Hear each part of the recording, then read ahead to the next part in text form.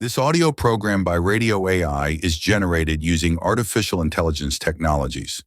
The voices you hear in this program are synthetic, and the thoughts they express are shaped through artificial intelligence-driven reasoning and iterative refinement.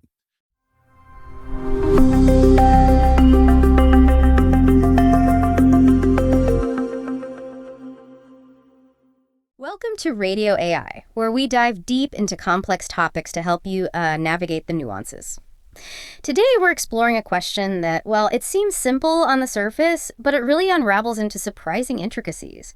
Should plastic bags be banned? It kind of highlights this fascinating intersection of convenience, environmental responsibility, and, those systemic trade-offs we always seem to face.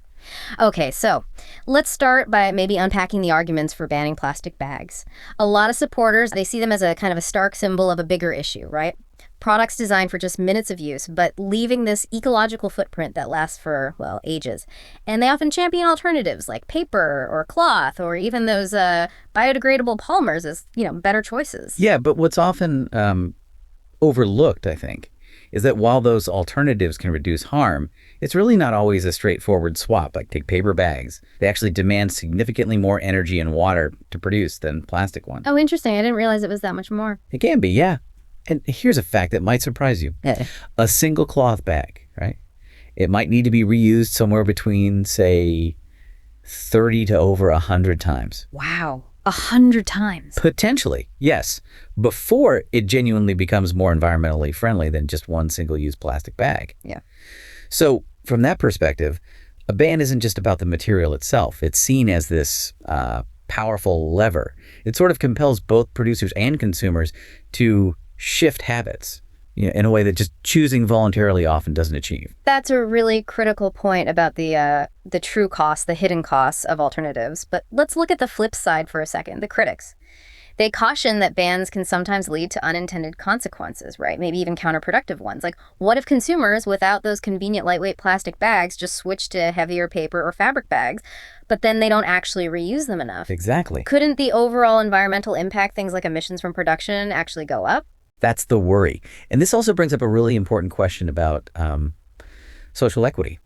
What about the impact on specific communities? Think about low-income households, for example.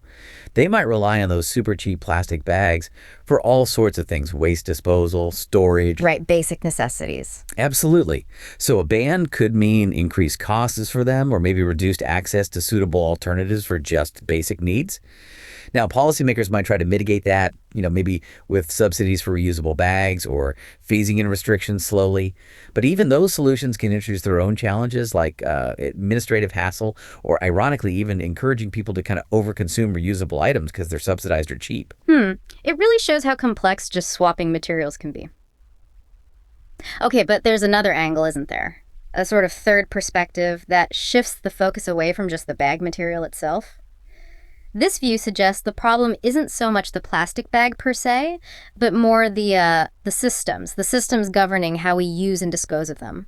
Like, could we imagine a world with really robust collection and recycling, or maybe even widespread industrial composting for some of the specialized types? Well, if we connect that to the bigger picture, these system-level solutions, they also come with their own distinct challenges. Yeah. Recycling, for instance, especially with flimsy plastic bags, is highly susceptible to contamination.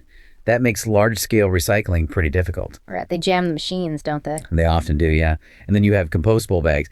Many of those need very specific industrial composting conditions. High heat, certain microbes, conditions that just aren't universally available. You can't just toss them in your backyard compost heap, usually. Plus, there are concerns about compostables potentially relying on agricultural feedstocks, basically, using land that could grow food to make bag material instead. And it's also really critical to address consumer misconceptions here. A lot of people assume compostable means it just degrades harmlessly anywhere. Okay. Which can ironically lead to what's called a rebound effect, where people actually use more bags because they mistakenly think the eco-friendly alternative has zero impact. So it kind of negates the good intentions. Gosh, that's complicated. So if the bag's true environmental cost isn't reflected in its, checkout price, how do we actually account for that cost? This brings us to an important economic idea, right? Internalizing costs. What does that actually mean here? Yeah, put simply, the price you pay for a plastic bag now usually just covers making it, not the long-term environmental legacy, the cleanup, the pollution. Internalization means making those hidden external costs visible, part of the actual price or system. How would that work? Well, it could involve charging consumers directly per bag. That's one common approach. Or making producers financially responsible for managing the waste their products create. That's called extended producer responsibility. Or even fostering cultural shifts, big ones, where reuse just becomes the absolute norm, the default. And how does that cultural change happen? It sounds hard. It doesn't just happen overnight, no, but it can be nurtured, maybe through public education campaigns or even subtle nudges.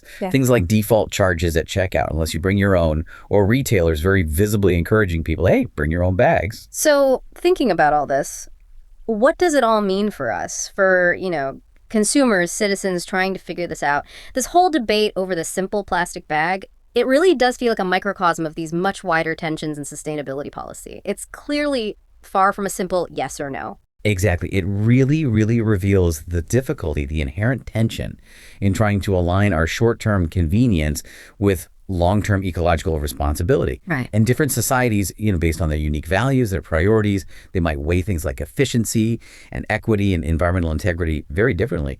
It's kind of a constant negotiation, isn't it, over how we collectively set our priorities as we try to move towards a more sustainable future. Wow.